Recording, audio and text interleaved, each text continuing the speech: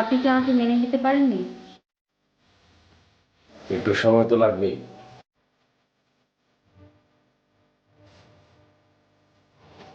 কেন লাগবে? আমি মেয়ে হয়ে সব মেনে নিতে পারলাম, আর আপনি পারছেন না। আমার লাইফটা তো মুহূর্তেই পরিবর্তন হয়ে গেল। আমি এত সহজে মেনে নেব? আমার লাইফটা পরিবর্তন হয়নি।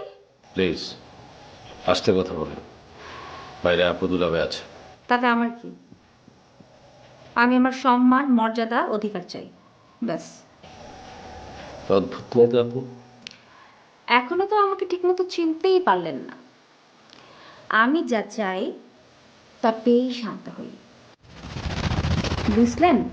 প্লিজ আপনি ঘুমান যান। হুম, আমি এখন ঘুমাবো আর আপনি আপনার গার্লফ্রেন্ডের সাথে চ্যাটিং করবেন, তাই না?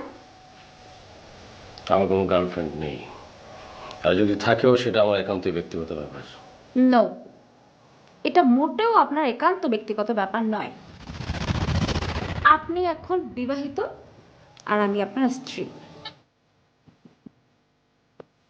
চুপ করে আছেন কেন?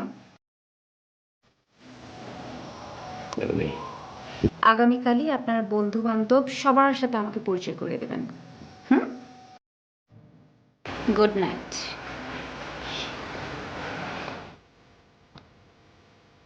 এই মেয়ে মোটেও কোনো সাধারণ মেয়ে না, কিছু একটা রহস্য অবশ্যই আছে।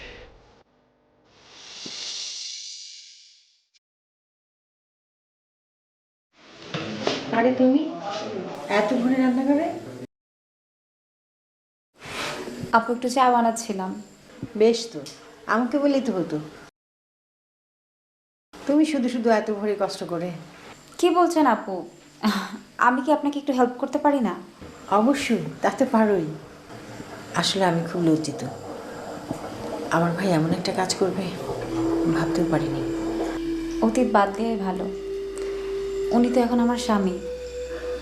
ওনারা ভুলের কথা বললে আমার খুব খারাপ লাগে। তুমি অনেক ভালো। আপনারা আরও ভালো, অনেক মহান। আপনারা যদি আমাকে মেনে না নিতেন তাহলে হয়তো আমার মৃত্যু ছাড়া কোনো উপায় থাকতো না। আরে বাদ দাও তো এসব।